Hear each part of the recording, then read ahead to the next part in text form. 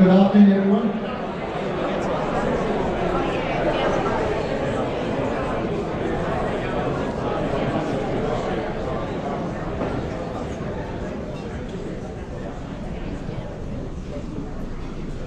Should be plenty of seats around. Can't find a seat, there's always one up here on the panel. I'm sure a few councillors will volunteer for that, will they? No, Dan? Right, welcome to the Fraser Coast Property Industry Forum. We've been regular, we talk about a lot of the issues behind the scenes that the public don't usually get to see. So we discussed it and we thought, well, it's a really good idea to actually have a forum, talk about it, because while all things look good on the outside, there's also inherent issues in the background. So we want to address both sides of that today. So firstly, welcome everybody. It's a regular crowd, we've got 150 people here today, which is great. We stopped the tickets last week, we were getting phone calls every day. So thank you everybody for supporting this. I'd like to acknowledge a few people in the room. Our Mayor George Seymour's here. George, thanks for coming.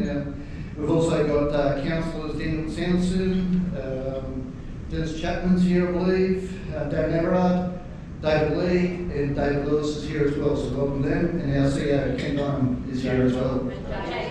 Oh, sorry, Jay? Yes?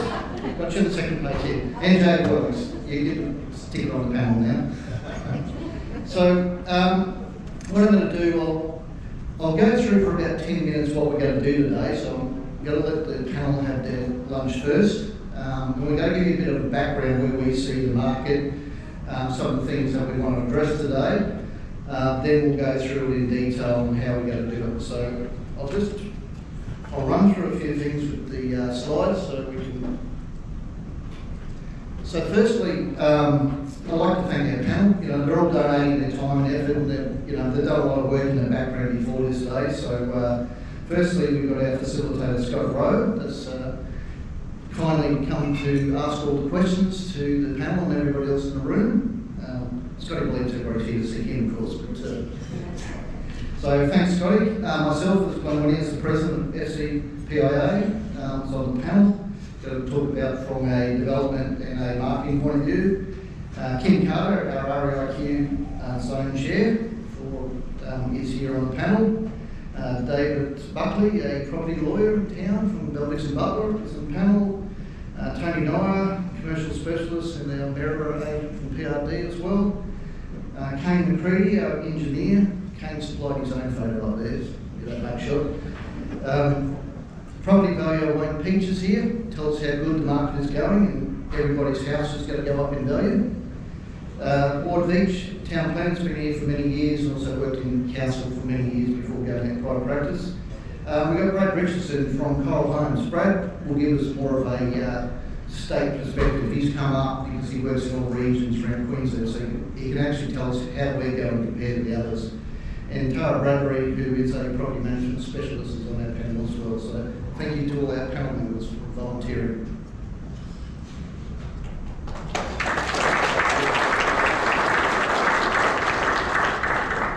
So the format's going to be pretty simple. I'll give you a little bit of background information now. Then we're going to break our Q&A into two sections. So first, we've got some of our topic questions that we want to put to the panel and get some debate around the panel, what they believe the problems, solutions and everything are. Then the second half of that, we're going to go out to the audience in here, and Scotty will ask for questions from the audience on anything they want to know, and they can nominate a panel member or ask several panel members if they can answer on that. So then we just want to summarise. We don't want to just walk away today and say, all right, all things are good or all things are problems and do nothing about it. This should be an initial discussion to go out to the market and say, all right, how can we fix this problem? Or what have we identified and actually do something from this? So hopefully we'll get some action out of this after today.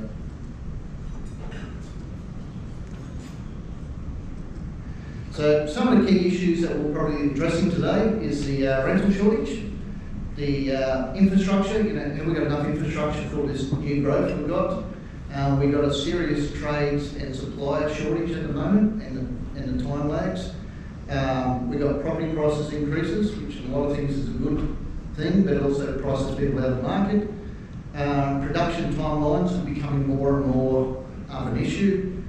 We've got a boom on in the housing, but you ring up, get some timber now, they tell you you've got a 15-week wait before you get a frame or something like that.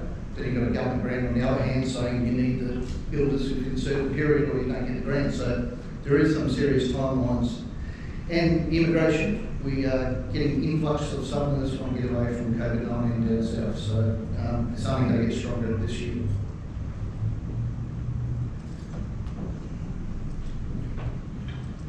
So the question is, are we having a boom? I believe yes, we are. I've been here for 40 years now. I've been through the boom, private GC and everything like that, and I've never seen anything sustainable like this before. It's an incredible thing. It's different to previous ones. This is owner-occupiers, this is migration, this is not speculators. We're not going through the roof and people thinking this is the boom bust here. This is people wanting to move here this time. So it's a very different boom to I've ever seen before. So pre-COVID-19, Council were doing a lot of research and doing a lot of predictions to what we look like in 2041. We've got around about 106,000 people. We're probably going to get up to, another 20-odd thousand. I believe, and the statistics we're seeing coming through now, that this will jump dramatically in the next few years. So we'll get a lot of short-term pressure. We've also got an ageing population going from 27% over 65 up to 36%. So that involves opportunities and problems at the same time. We've got lower household incomes than state average. We've got lower education than the state average too. So while it's all looks great, we've got to deal with the issues as we go through as well. So where are they all going to go? So the growth corridors, basically the town plan scheme at the moment maps out 3 key growth corridors in Harvey Bay and some in Maryborough as well. So if you look at places like the Nikenbah, that's from 2021 to 2041, places like Nikenbah will grow, and the Dundarren corridor through there will grow 211%. Places like Craignish, Dundarren areas will grow 191%. The southwest corridor, which is the Collingwood Way one out there, the back of towards Anglican College, another 28%, Riverhead 37%, Oakhurst 22%, and Rural West 31%. Surprisingly, actually, a lot of this boom at the moment, the bigger blocks and the rural blocks are the ones that are jumping up most in volume and in price, in percentage-wise. So, some of our issues that we've got to deal with in the short term is rental. We do not have enough houses here for rental. So, Harvey Bay has got a 0.9% vacancy rate. That's the lowest it's been for at least 15 years. Maryboroug's got a 0.2% vacancy rate, lowest since 2007. A lot of these statistics are September quarter, that's the latest ones coming out from the REIQ. We believe there's probably going to be a major jump in a lot of these things, tightening of rental rates and also the rental figures, because they're saying the Harvey Bay play is going to about $350 a week. I asked property managers, I think they've got anything under $400 a week plus at the moment. So the figures are still lagging behind the reality at the moment. So it's only going to get tighter and going to get tougher. And the thing is, the home builder grant saturated the market with owner-occupiers, so no one can get into the rental market. So what's a good thing on one thing, the other side, it isn't. So another thing we need to be mindful of, and thank you to Tanya for this information as well, we do have a bit of a housing crisis here. Australia has a 1.55 million dealing with housing stress. We've got, since JobKeeper's about to stop, it's going to cause more stress on more families. There's also a youth problem with leaving home, homelessness, some mental health issues, things like that. So, and there's no real focus at the moment from probably the higher levels of government to try and deal with this at the moment. I know Tanya and her group are putting submissions in, and it's something we all should be aware of, and we shouldn't just brush under the table, which is alright, we do. While we have a boom, it does cause issues, so let's address them while we're doing it as well. So if you're looking at some of the statistics, the REIQ, this is September statistics, so we believe there will be a jump again. like the Fraser Coast, the top line, it's very hard to see, which is highlighted, is median price at about 335. But what it's saying is we've done about 1,698 house sales in the last 12 months. Our housing market has gone up 7.7% overall in the 5-year period. I think you'll see another jump in that in these next 2 quarters. Surprisingly, the houses on blocks over 2,400 square metres have jumped. There's 419 sales. They've jumped 6.8% a year. They've jumped 12.9% in the last 5 years. So it's a trend that's emerging as well. Vacant land, it's showing that we've done 420 in the last year, and we've got a 10.4% change in the last 5 years. And again, over 2,400 blocks, we've got a 31% increase in the last 5 years. What it's not showing, and what you won't see for at least 6 or 12 months, is all the land supply coming through now that is not titled. We're selling land now that won't be titled in 2022.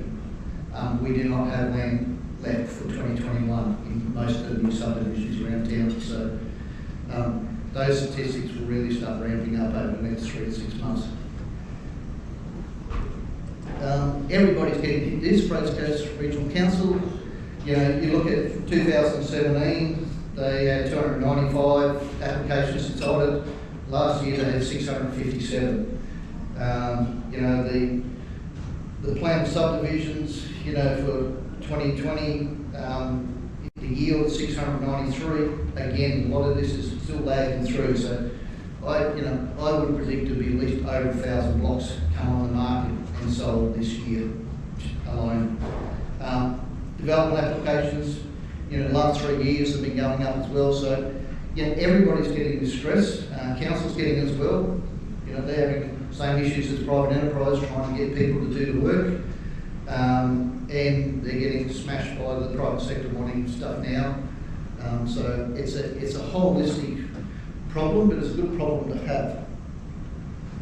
So half our thing, is there a crisis? By definition, when you do have a crisis, you've got to make some difficult and important decisions. So that's what we need to do now. That's what we believe. We're at a crossroads for opportunity. If we just keep doing what we've been doing for the last few years, we'll run into trouble or we'll miss. This is a once in a generational opportunity that the Fraser Coast has got. We didn't bring it on. No one predicted it. No one planned for it. Apparently a bat caught a pig in the Woodmark markets and we're all bloody having a boom because of it. So,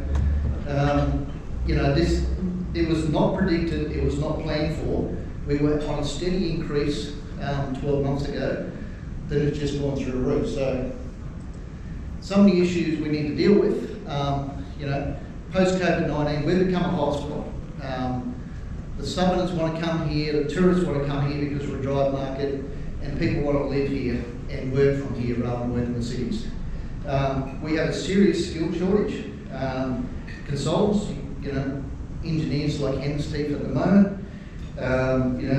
Trades, you cannot get trades, and even if you could get a trade to come up here, you can't get a rental property to put the tradesperson in if they're coming from out of town. Hospitality, the job seeker sort of like killed the hospitality workforce, plus the backpackers in the overseas market used to do some hospitality, so they've had a double whammy. So they're now people coming here and got a boom and they can't find staff. So there's a rental shortage, and there's a homeless issue in the background of that too. But the rental shortage is a serious problem for all levels of the property market and for our community. There's a lot of rough sleepers at the moment. There's a lot of post-50-year-old women that Tanya was telling me that haven't got jobs, can't sing, and they're sharing houses and doing things like that. So there's a lot of hidden stuff in the background. Infrastructure requirements. What we were planning 12, 18 months ago is probably no longer appropriate or good enough for now. So somehow, with this extra influx or this change in direction of where people want to live or stay or do things, we've got to adapt and we've got to actually build the infrastructure to go from there. So, have my panel sufficiently had enough time to eat their dinner? Scott and Tony said they wouldn't speak unless I fed them first, so we had a bit of a standoff for a while. So first of all, I'd like to bring Scott up. Scott Rowe, I think everybody in the room knows Scotty. He's one of the best speakers and facilitators around Harvey Bay. We get back on the good books now. Yes, they did come and see you, Scott. So what I'll do is I'll hand it over to Scott, and then I'll invite my panel up to come and sit over here, and I'll let Scott take over from now. So thank you very much.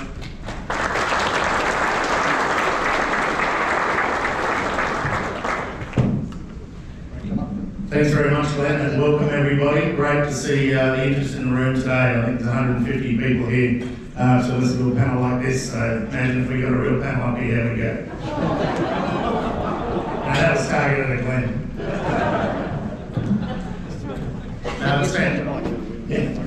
It's great to have the knowledge in the room here today. It's great to see council so well represented and the industry as well.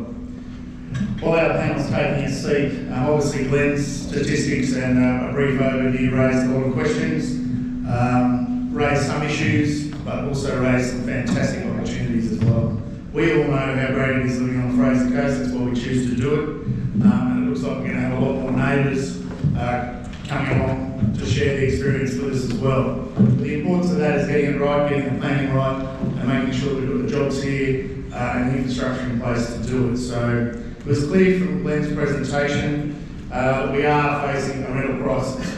I don't think there's any doubt about that. So first of all, I'd like to ask Tara Bradbury. Tara, we are suffering a very tight rental market, obviously amongst the tightest in the state. What's causing the shortage? Thank you, Scott. For us, specifically in our business, we've seen a lot of international families moving back for work opportunities here, new families coming to the area, and also seeing families migrating from New South Wales, Tasmania, Victoria. We've become quite a popular location, which is impacting the rental market. And we've seen statistically at least 50% of the homes that we would traditionally be renting, owners moving back into. So Kim Carter is the REIQ zone chair. Is this a short-term problem, or is this something that's going to be longer-term for us? I believe that we're starting to see the investor coming into the market since the rent has increased this year, Clara. So since the rent has increased, yes, we are seeing the investor coming back in, which is providing, but we're also seeing a lot of people selling. So you know, in the long term, we don't have answers at the moment. No. So Tony Nyer, is this something that we haven't planned for as an industry, haven't built enough houses over the past 10 years, or is that traditionally just driven by demand? Look, I think what has happened that's caught everyone by surprise. You've had a price rise, which has made it much more acceptable for people to exit the market. And when they've decided to, and look, some of those decisions have been triggered by, say, state government legislation, giving more power to tenants, and some of the older landlords have said, you know what, I don't want to play in this space anymore. And when they exit the industry, those homes are being bought by home buyers. We've had about 25% of our tenant applications from interstate, but 75% of them are either state-based coming here for work opportunities, or indeed have already got employment.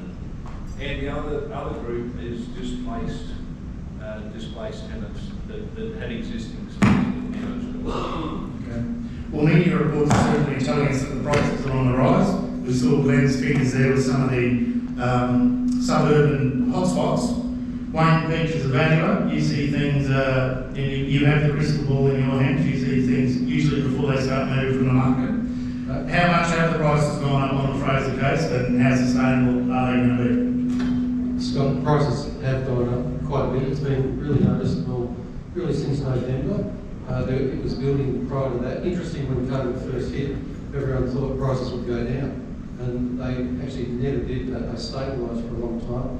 But come November, it's been really apparent with quite significant price increases across the board. Some segments have been a little bit slower to get the price increases. but most segments now are on a roll, and increases have been pretty good. On average, we're thinking 10 to 15% on average, but there are some segments that have gone up way higher than that, and others that are just struggling a little bit at the moment. Is it sustainable? I think this time around, with people relocating out of cities and coming to the regions, knowing they can work in a region, I think there's more sustainability this time around than previous property moves.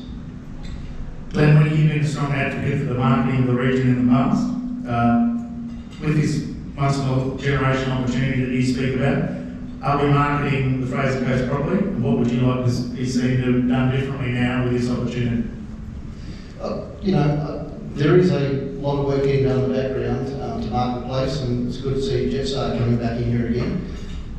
What's changing is there's a drive market that we've always had it, but there's so much money went overseas, but they're all coming here now in places, Cairns and Townsville are suffering still, but places like here within the 4-hour drive of 3 or 4 million people down south are actually coming in. So I think we need to rebrand a little bit. We are branding for some tourism, but we're not branding yet as a really good sustainable place to live. Professionals can come up here. We've got NBN. You can live here. You can work. You can drive 2 or 3 minutes to work, and actually get a reasonable wage and actually live a lifestyle. So I think there's a whole new branding we should be doing around that. Brad Richardson, Coral Homes, obviously you get to see the imprint of what's happening around the rest of the state. We've often thought here that the Victorians and New South Wales can sell up for $1 million with their places down there, move to the Fraser Coast, buy their 3 or 4 bedroom house with a van out the back, and still have a couple of $100,000 jingle in their pocket to travel and do the rest. During this COVID environment, this new demand, are we seeing different stock levels? Are we seeing different stock, or do they still want that traditional bricks and mortar 4-bedroom home? I think, as you said, the Fraser Coast has always been well known for, I suppose, larger lots. When I speak to our team up here, we talk about 250 square metre lots and things in Brisbane, and that's not obviously what your market up here is looking for. But I think with the home builder, what's happened is especially younger couples, younger families, that there actually is money for them to then go and construct a new home. So that they're more willing to compromise, because they know if they do buy an established home, generally they're going to have to compromise anyway. So I think looking at getting into the market new, they are willing to compromise. Smaller lots and smaller homes are becoming more of the normality. I suppose, Brisbane, Gold Coast, Sunshine Coast, and through that Ipswich-Logan corridor. I think there's definitely a need for that up here. I think, in terms of affordability, it would really help, obviously, and in terms of density around the, especially around the, amenity, it would definitely help. So, yeah. What about the cost of building a home, Brad? I heard yesterday that it's cheaper to build a new home on the Sunshine Coast than it is on the Fraser Coast. Is that true, and if so, why? It is. I think that there are different requirements, I suppose, up here, in terms of actual construction methods and things like that. So that is one part of it. I think it's important to say that, in terms of trades and suppliers, it's not just the Fraser Coast issue. It's a national issue, and South East Queensland, we're definitely not. We're not, out of that. But I think up here, and especially in the regional communities, it tends to be magnified. Speaking to our team, I suppose in similar locations in New South Wales, like Port Macquarie, Coffs Harbour, those sorts of areas, they are experiencing a hell of a lot more than we would in say Brisbane, Gold Coast, Sunshine Coast. But it does feed back into that rental. I suppose that rental and affordable land conversation and available land conversation. If you can't get more people to come here if there's nowhere for them to rent or live. So that available land is obviously an issue. You can't build houses if you don't have land. Cane recruiting with such an increase in that demand. Thanks, Glenn. How are we going to meet that demand from land supply perspective? Are we planning the right way now? Are we under this pressure? Are we heading in the right direction? Look, that's a great question, and something that the planning scheme needs to identify any shortfalls in land supply. So obviously we've got a massive growth period at the moment, something that we've never seen before. But how much land is available, and how much, more importantly, how much developable land is available is a question that we don't really know yet. We know that council's got a planning scheme review coming up, and there needs to be some function there for council to identify what land is developable, what has currently got permits, and what doesn't, and what can be brought on forward in the short term. So infrastructure, health services, schools, livability, they're all key drivers that attract and retain residents, particularly to the Fraser Coast. David Buckley, is our public infrastructure keeping pace with this expected population rate? That public infrastructure, sure.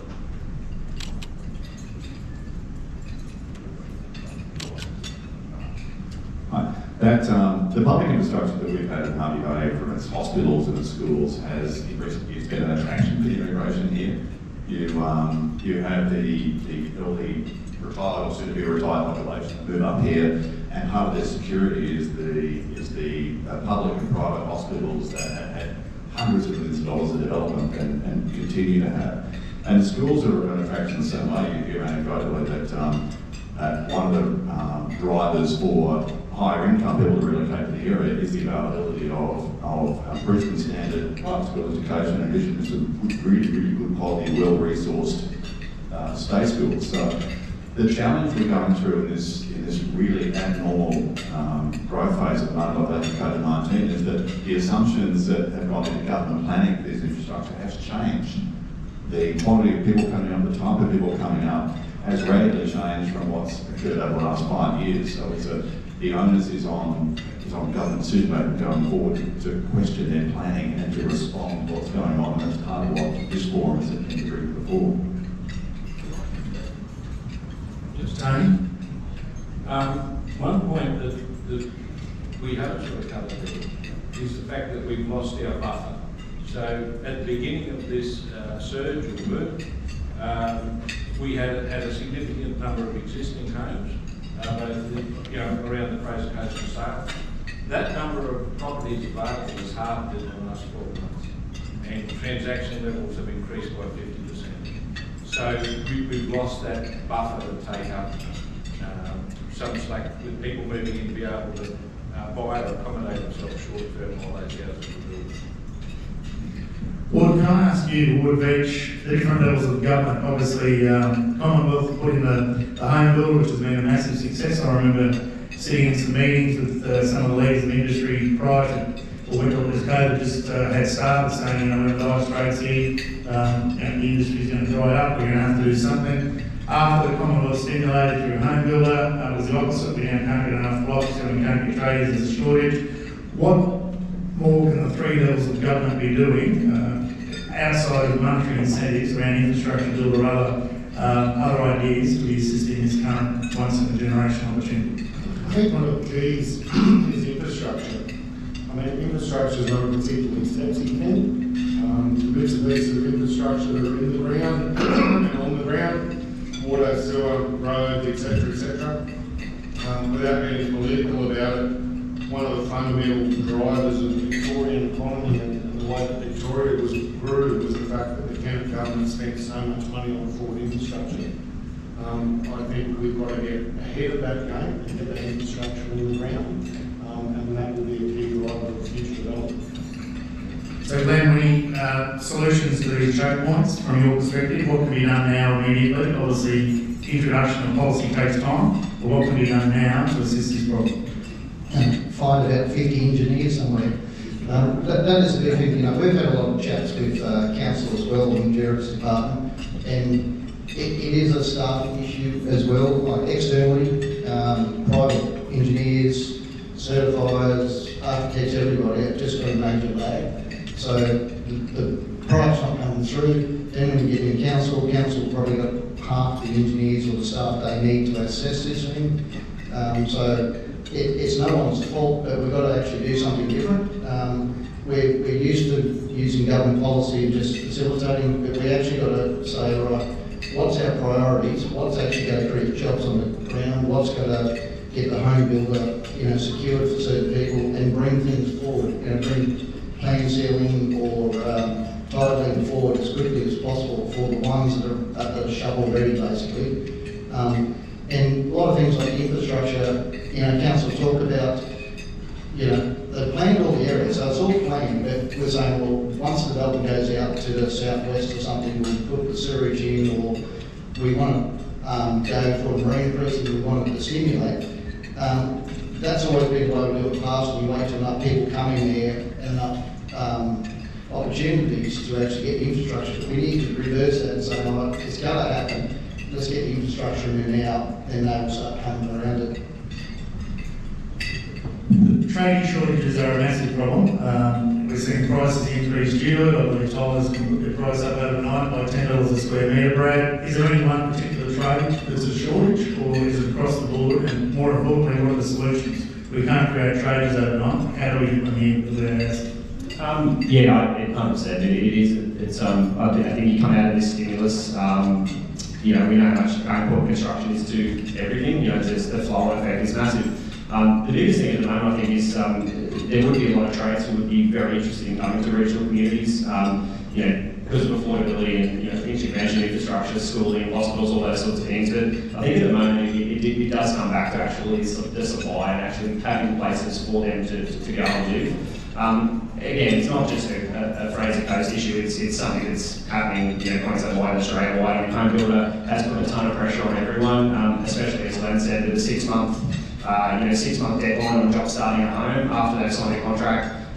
There's council, approvals and plumbing approvals, and it's taking 10 to 12 weeks.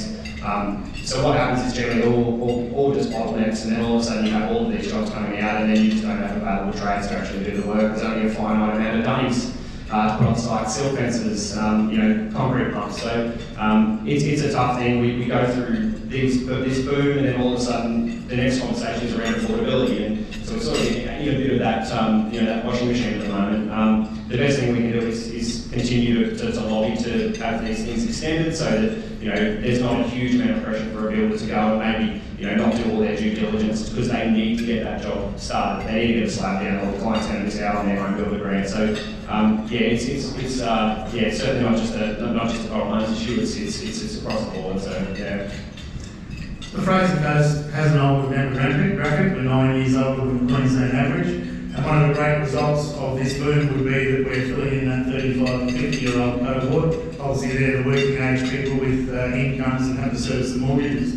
Tara Bradbury, are we seeing that? Are we seeing those people coming into the rental market, or more importantly, into the first home buyer market? In the rental side, I would say yes. I personally secured a team member from Sydney who's relocated a family up here, and we've consistently seen that out of area coming to area with kids. So usually they go through 2 to 3 kids, and they're in a position where they can budget anywhere from $450 up to $700 per week. They're able to pay that. Both are working or one's working. They've got the ability to pay. Fantastic. Tony and I, they're not coming here without jobs. Where are the jobs coming from? Where are the jobs coming from for these people who move here to the Fraser Coast? I guess the reality is it's already happening. There's probably 250 jobs being created in the last 12 months in the area. When you look at Maryborough from a heavy engineering and close to the highway logistics support, things like that, we've got 50 new jobs coming in for Hine & Sons. Not highly paid jobs, but solid jobs. They'll probably all reside within the Maryborough environs. You've got 280 jobs going Bombardier, EDI, I mean, old school call it walkers, whatever you want, they build trains there. There's 280 jobs there, they probably put on over 100 already, and there's a lot of movement in that space. The Waimatal Naya Munitions Factory is another 100 jobs. They've put on about 20, there's 80 more to come there. They're slightly higher skilled, more of your engineering and what have you. They'll probably split 50-50, Harvey Bay, Maryborough, relocate. So there's going to be a spread across the board, but when you look at generally where the jobs are, it's not a knockout punch with one particular individual. It's a lot of little companies doing a lot of good things. I was talking to one particular company, and we won't sort of shine the spotlight too much, but they've just put on a second shift, so they're now double their capacity, which 12 months ago, they were wondering whether they go from 5 days to 4 days. Timber industry, heavy industry, manufacturing, agribusiness are all hitting their straps. Maryborough lost their sugar mill this year. Should have been a major headline, but it's hardly been a ripple. And in fact, the stuff that's coming in to replace cane in that area will employ far more people and generate far more profits than the sugar cane did. So, where are the jobs coming from? Predominantly, it'll be organic growth from local companies or companies that have strong ties to the region. That infrastructure spending, like the increase of power at the Rheinmetall Myra, the industrial plant to the north of Maryborough, seems to have generated some very positive interest from some other major players looking there.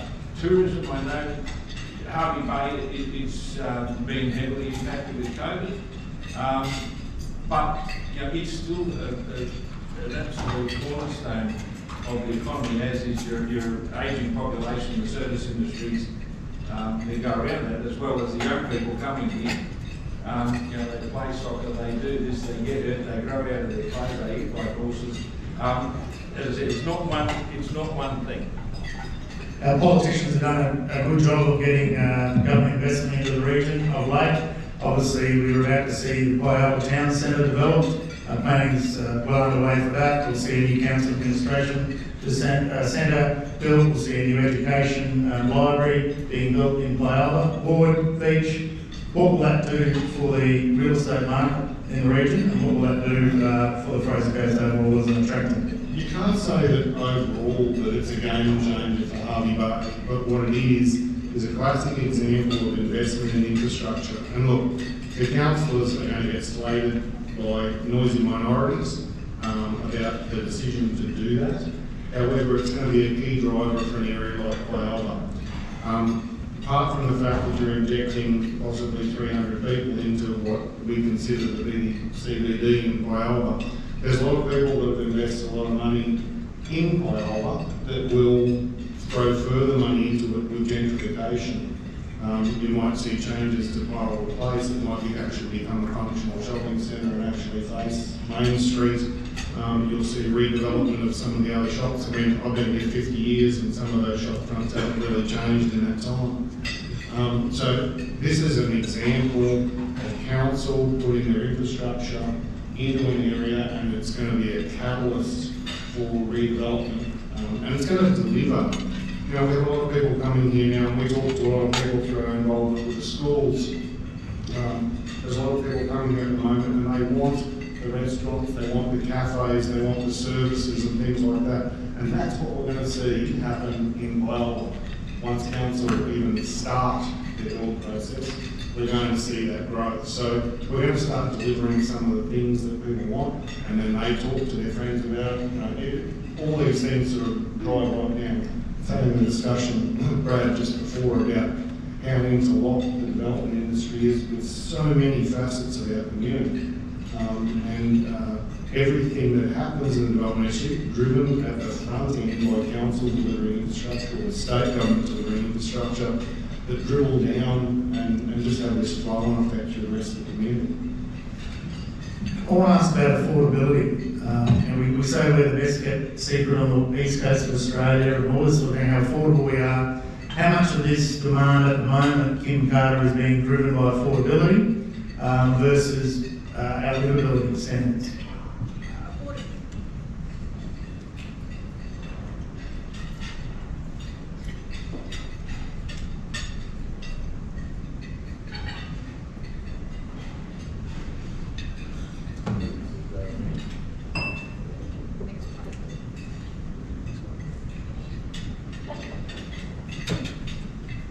So it's affordability that people are coming here but we've seen that range of 300,000. The first home buyers are now willing to spend up to 500,000 because obviously interest rates are cheap, money's cheap, they can see that.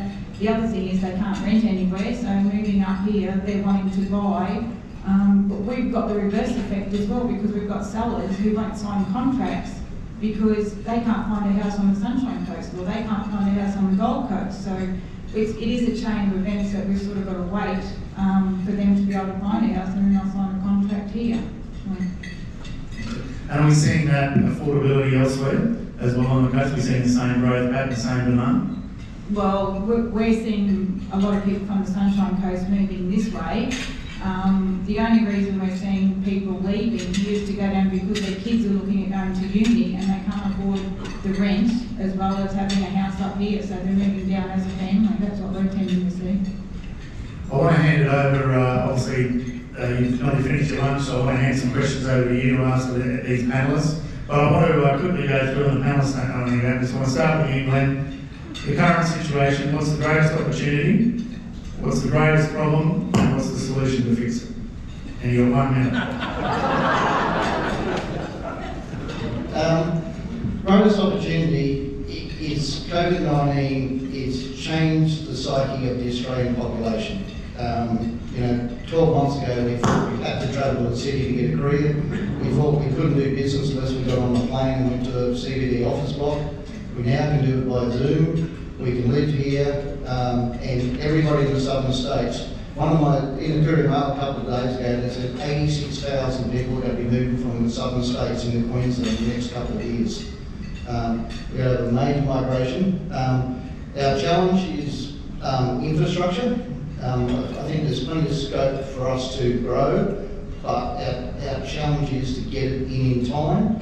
Because money's like water, we go to path of least resistance. So if we don't have a product, they'll go straight up the road and find product somewhere else. So we're not Robinson Crusoe with our product. So we've got to be ready, we've got to open arms, we actually got to want them to come here. We've got to make it easy for them to buy here and build here and invest here and actually get a job here. So we've got to open the doors and we've got to take out all the obstacles.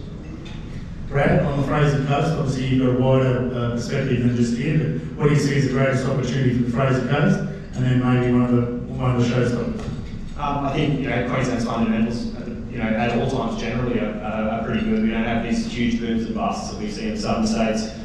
Hit the nail on the head, but I think it's the migration. We haven't had obviously any international migration either, which we're going to have people who are sitting overseas who are itching to get into Australia, and Queensland's a fantastic place to be, and so is the Fraser Coast. So I think it's all about supply and actually having that availability here. It's always very affordable, which is fantastic. Having that actual supply of land and rental properties and things like that, that's massive. The challenges.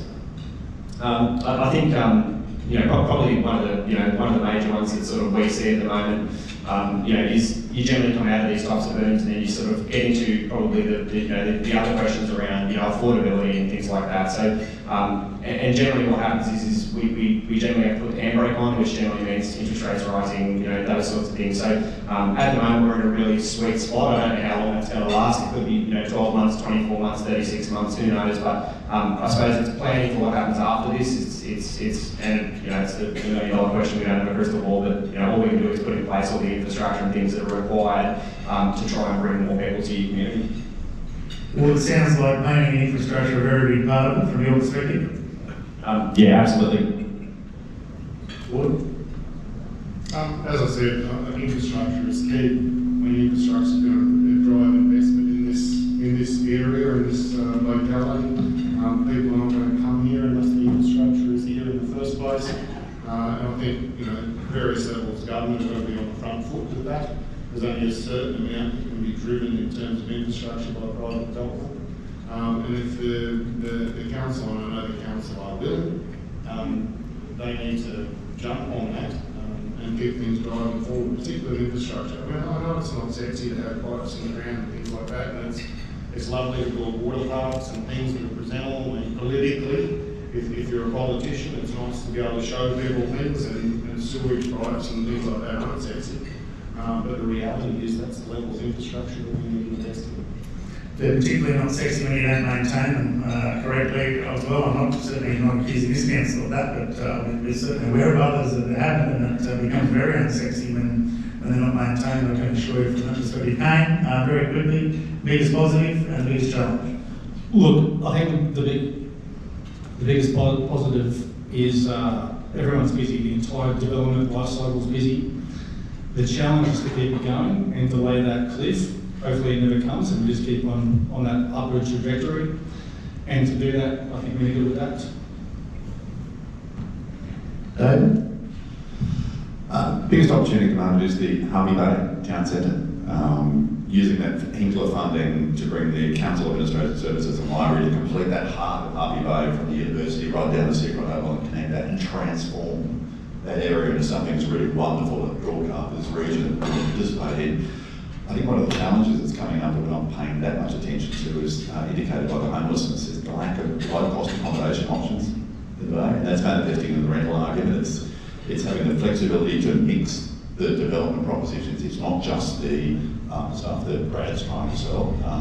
It's the low-cost options for the people who haven't got the incomes that's very necessary and not really here at the moment. Tony Knight?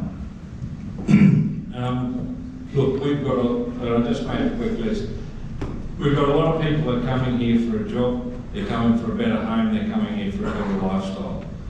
If they get a job, they'll be able to afford the better home, they'll buy. The people that are going to be disenfranchised in this are going to be renters that can't afford the accommodation anymore, because people with the jobs will always pay more than people on pensions. So our biggest risk is twofold. We've got to look after our locals, we've got to make sure that we can accommodate them. And secondly, the people that do come here for a better lifestyle, for that job, that we don't drop the ball and leave them living in a tent on Seafront Oval, that they can find that accommodation, they can do it, because I come from a retail background. Everyone that has a bad experience is going to go away and tell 10. At the moment, everywhere I go, people are talking about Fraser Coast. We're on the front foot. This is our time. We just don't, we can't afford to drop the ball. Tara, I guess finding stocks one of the big problems at the moment for you. Yes, I was going to head that direction, Tony. You took my answer. The joys of being on the end of the panel, Kim. I would suggest that I've seen a different level of investor looking. We are purely property management, so I'll inquire with us as to rental returns, and we're not just seeing the local investor wanting to buy, we're seeing out of area, but we don't have stock, which I'm sure Kim can back up. They're looking, they're really interested, they're traditionally buying in Brisbane, Gold Coast, Melbourne, Sydney, the bigger capital cities, because the rent returns are consistent, but now they're looking at Harvey Bay and we don't have anything, and they're sitting there waiting to spend. There's no property. Wayne Beach, that crystal ball of yours? On a different note, I see the confidence that this will bring to the community with businesses, people coming to town that are coming for good jobs and getting paid good money. And I think that'll bring confidence to everyone in the community.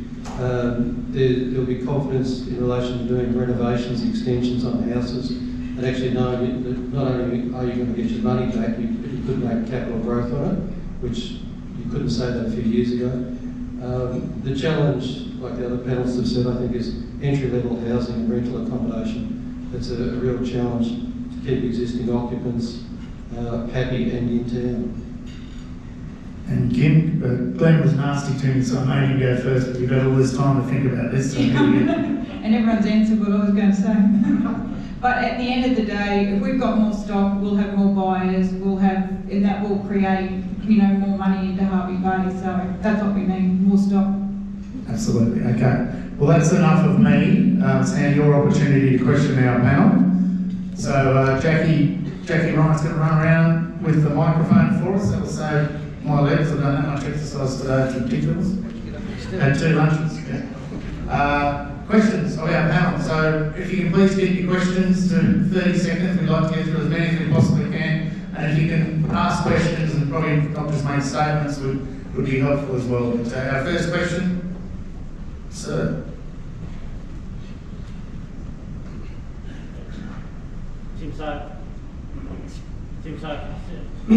James of Commerce and Industry, Queensland. My question is to any of the relevant panellists. With regards to the housing rental market, what impact do you think the increase in the Airbnb market has had on the longer term rental market, and is there a way that we can look at freeing some of that stock up? You want me to answer that?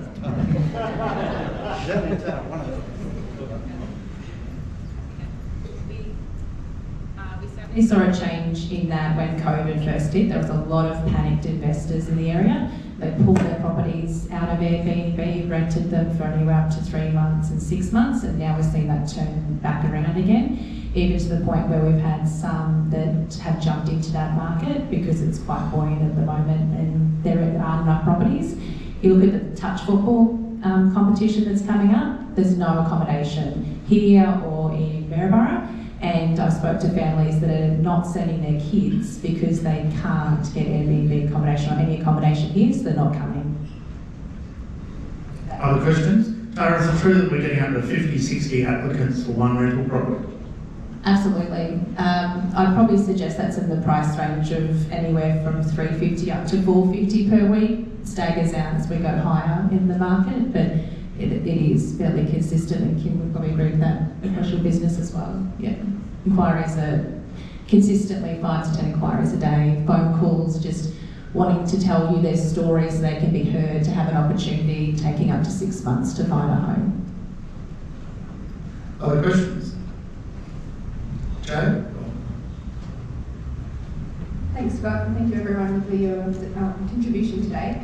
On council, we're working on a new town planning scheme, as everyone knows, and some of our discussions have been around things like density, whether density versus sprawl, I guess. And when we talk about density, sometimes we talk about you can go up in a tower, you can go out and have small blocks of land. And what I'm wondering is, what's the opinion on what sorts of development we want to encourage in the area, and to I guess help solve some of these problems, but also to meet the demands of the types of people that are coming here. So I open that to anyone on the panel.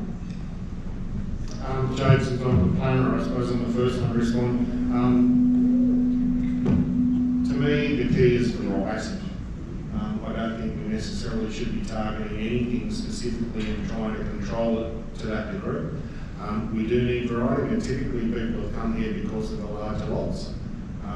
And over history, and there's a couple of developers in here that have tried smaller lots in the past that haven't been successful, but of course there's also a trend towards that, where people are looking for more security, less maintenance, etc., etc. We're seeing the growth in lifestyle villages and things like that, where people are living in small spaces.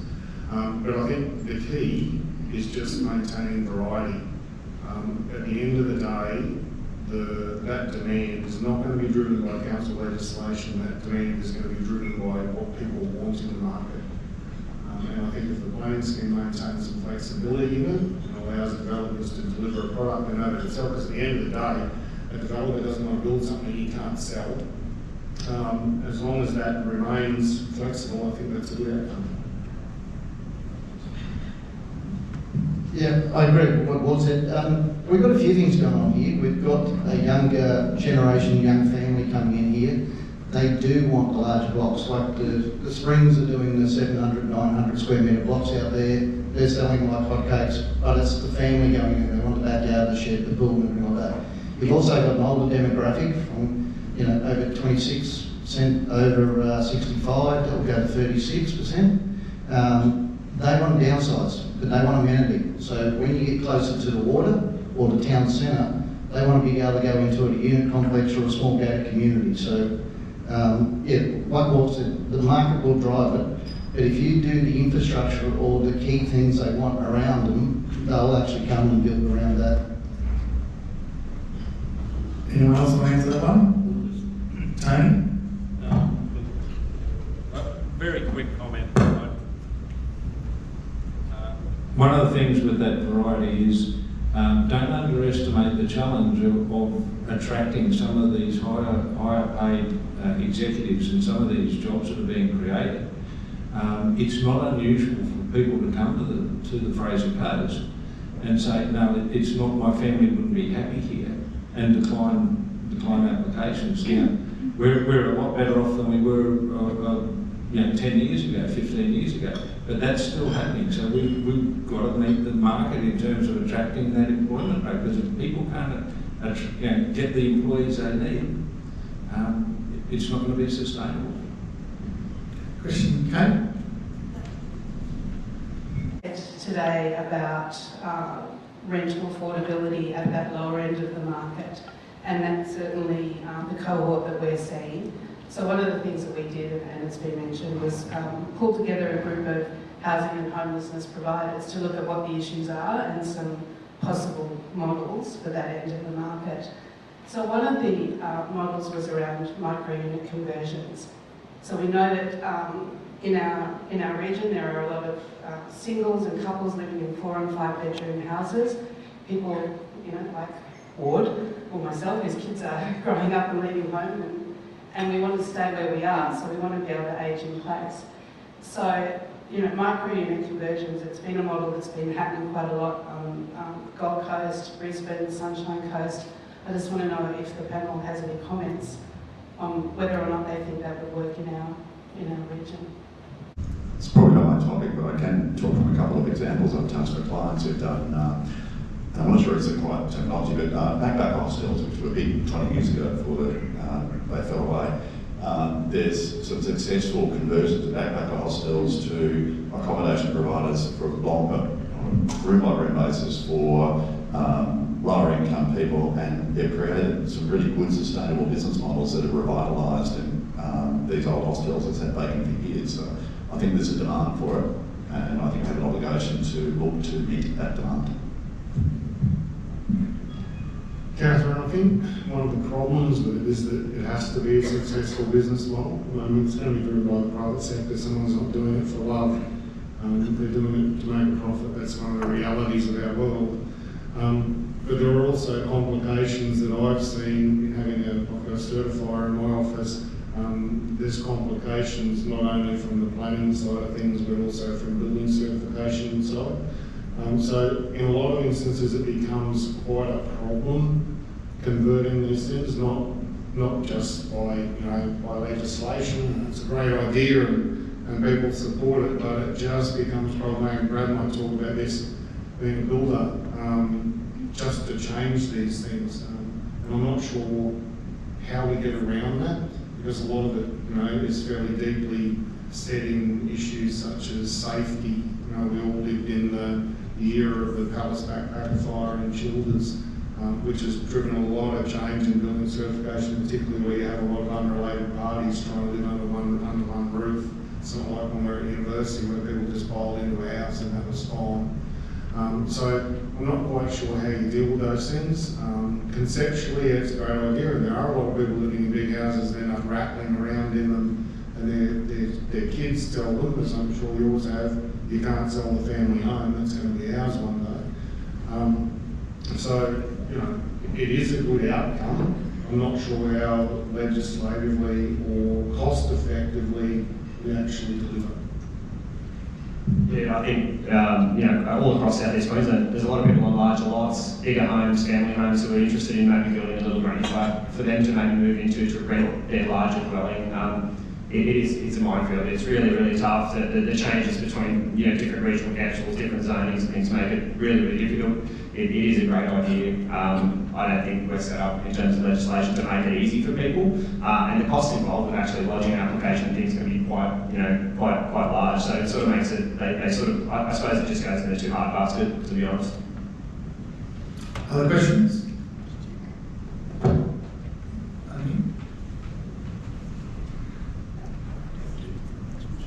Neville Parton from Elders Burnett and Toowoomba.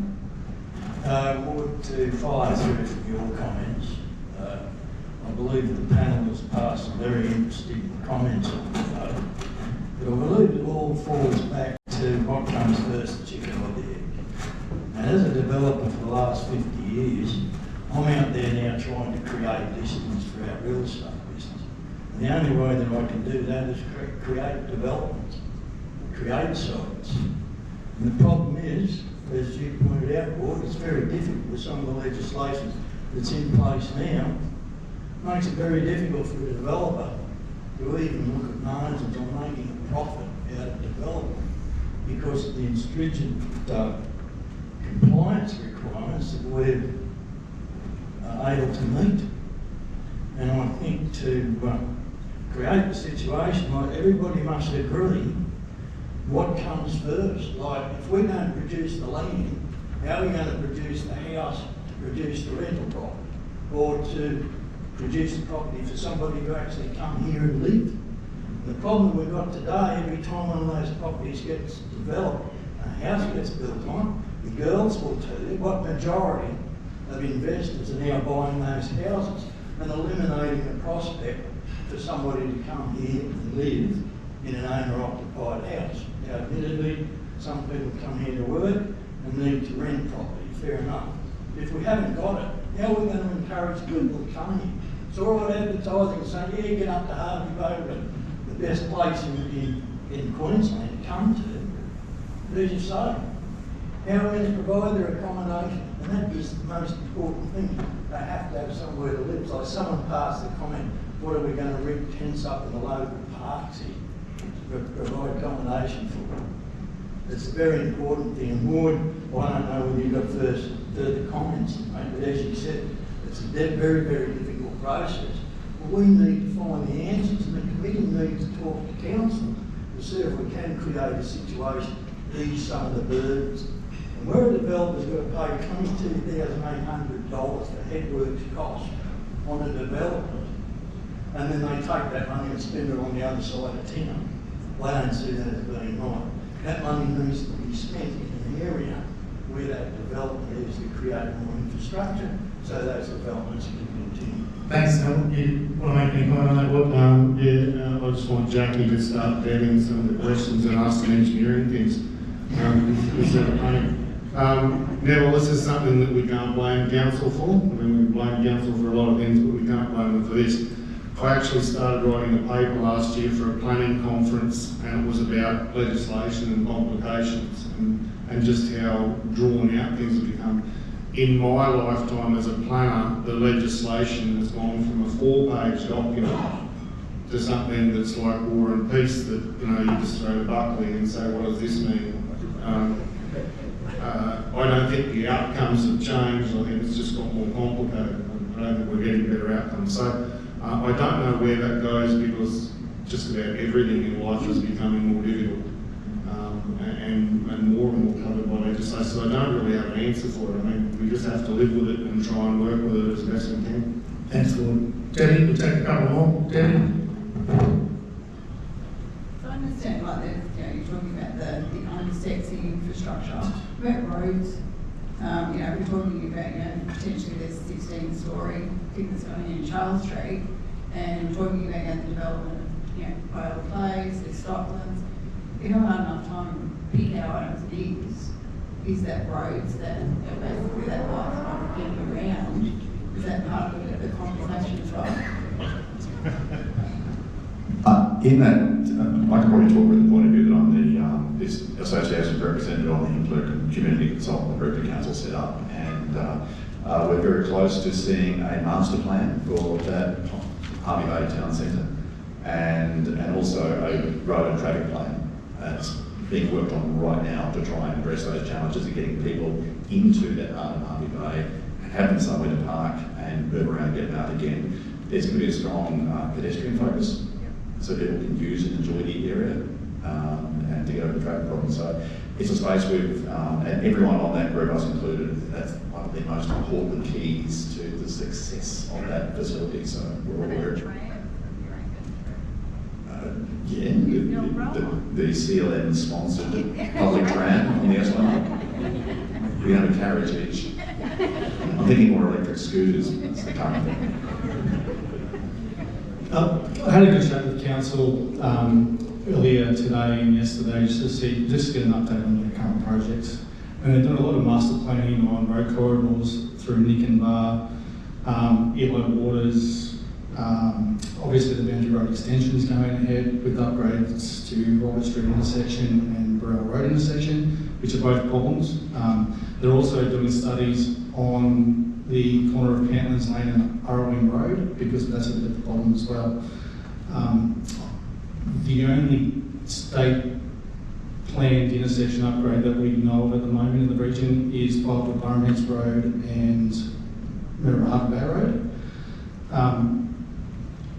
As council would also agree that there's a lot of other intersections that are controlled by main roads that are under designed at the moment, not only designed but over capacity, and they're due for upgrades, but getting that state money to upgrade those intersections is a big problem. Because I know you had that, sorry, you had the statistics that were going up to 90-something%. Yeah. Out of Craignish and Darren, people trying to come onto that road or getting in that school time. It is backwards. The infrastructure's got to go in first. That Burnett road is a disaster, especially at school time. But the state government know about it for years. They won't put any money in it. You know, there's got to be more political pressure put on the state government to put money in their roads.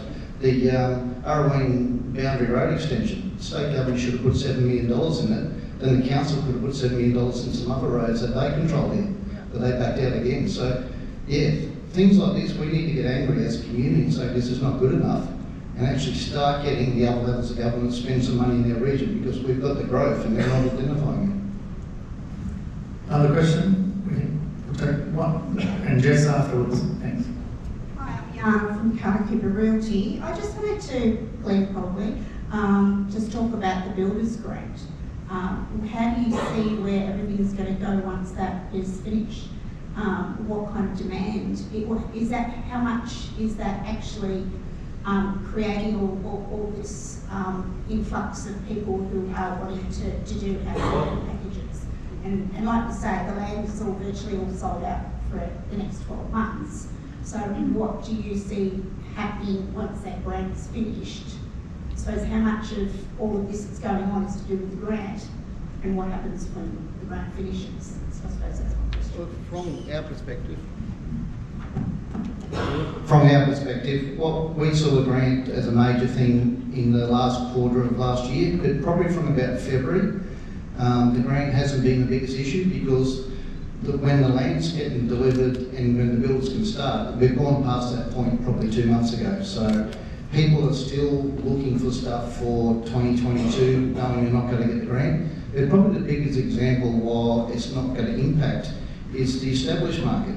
You know, you look at yourselves, there is record numbers of sales in the established market and no one's getting a grant for it. So the grant was a fantastic stimulus.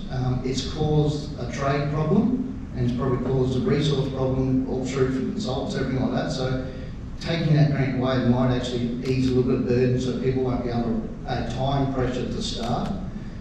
So people can say, yeah, I'll buy a block of land, I'll get it in December and I'll start in February next year. So I don't think it's going to be a bad thing, and I think we're going to still have this solid demand all the way through 2022. Jess, happy birthday to our boy. Thanks for that, Scott. Hi, Jess, I'm from Fraser Coast Inclusive Housing Group, and we know that 1 in 4 Australians has or will have a disability in this lifetime, and we know that Fraser Coast has a higher than normal demographic of people with a disability who choose to live here for good reason.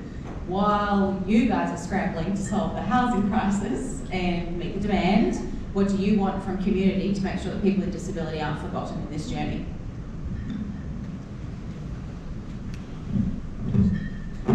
I'll just have a quick one on that.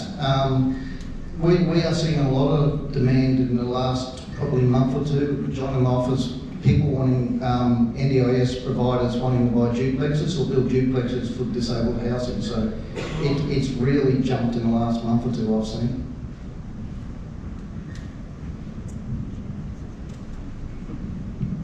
I'm the default expert. I don't have any more answers to Glenn other than say it's from a property history point of view, the NDIS funding has been transformational in delivering products that wasn't there before NDIS. So I'm seeing the legal side of what Glenn's seeing with deals come on the ground and seeing developers being motivated to put together these. Mum and Dad wanted to do subdivision where they're to an NDS provider that's going to put 3 units in there to get to pay off their mortgage and stay in Harvey Bay. So that's probably a completely true anecdotal example of how it's hitting us as an industry. All right, well, we won't take any more questions, but our panellists are going to be around, so please do hang around network, ask them direct questions. The Bale Town Centre master plan is out, and feedback is being taken until the 2nd of April, so do have a look on that on the council side for that if you do want to provide that feedback. Just to summarise today and thank our panellists, but But what I'm hearing, what I've heard today is that this is a generational opportunity. COVID, while it has decimated some of our industry, particularly tourism and ACOM, it has created a real niche and a real opportunity for the Fraser Coast. It has a yin and a yang, obviously, with our great demand and pressures on the rental markets. That's not an easy, quick solution. That's a longer term solution to fix that. We are going to see more social problems develop out of that, particularly when JobKeeper finishes at the end of next week. And that's something that has to be addressed at all levels of government. But from an industry perspective, from the planners, from the valuers in the early stage, this isn't something that's just going to come and we're going to fall off a cliff. It's something that's going to be sustainable, commercial starting to ramp up as well. And I think COVID has also taught us that we don't have to import everything, we don't have to rely on overseas as much. We're seeing a much better reliance on supply chain opportunities, particularly in the construction industry, where we're now buying off each other and it's being constructed in Australia. So while that's slowing things up a little bit with the demand, in time, if we can keep that in place, it's only going to be a good thing for our economies and for the Australian economy from that perspective. Maribor is starting to fly as well. We're seeing some big investment in there in our traditional industries and economies. And as Tony said, those jobs, people aren't going to come here unless they're working. Yes, we will still get our retirees that will sell up and get a bit of coin in their pocket from Victoria and New South Wales. But we are seeing people coming in here for work now. And once we start creating that wealth, we're going to see higher demand, as Brad's saying, on better quality stock. And as we're seeing with the rental markets, that return for investors is also starting to increase. So there's a lot of positive signs on the horizon. This isn't just an overnight thing. It's been stimulated by COVID and some government spend. The infrastructure is coming. Council, state and federal governments are spending money on that infrastructure. We're about to get a town centre and some other major $20–30 million spend. Here we're going to see 250 council staff implanted into this viable town centre, which is going to generate and stimulate that economy. And not only will it be the bricks and mortar infrastructure, but there'll be the cafes and the ACOM that comes with it. So there's a positive future. It's looking good. I'm going to hand back to Glenn now to thank everybody and put his summary on it. But on behalf of me, I want to thank the panel for their generous comments and their time, and to thank each and every one of you for coming along today and listening. So I'll hand you back to the President. Glenn Winning, thank you.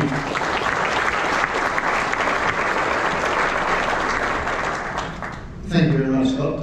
Did a great job with those questions. It really fielded some of us early, so that was good. So thank you very much. Thank you for the panel. I hope it was very insightful for everybody here today. There's a lot happening on around here at the moment. Yes, we are in a boom, so let's avoid a crisis by actually starting to plan what we're doing.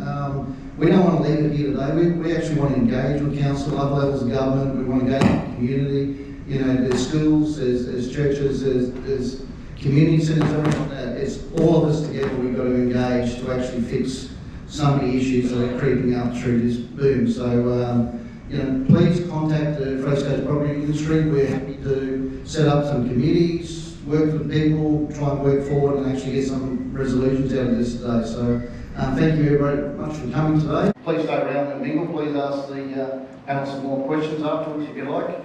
And there's great contingents from council here today too. I think it was 20 odd from council, so it's great that they're actually here listening to what's happening in the community as well. So I thank them as well. And there's a really good turnout of 150 people. So thank you everybody for turning up and spending your time. Everybody's busy at the moment, so thanks again. Please stay around, and I hope you enjoyed it. I hope you got something out of today. So thank you.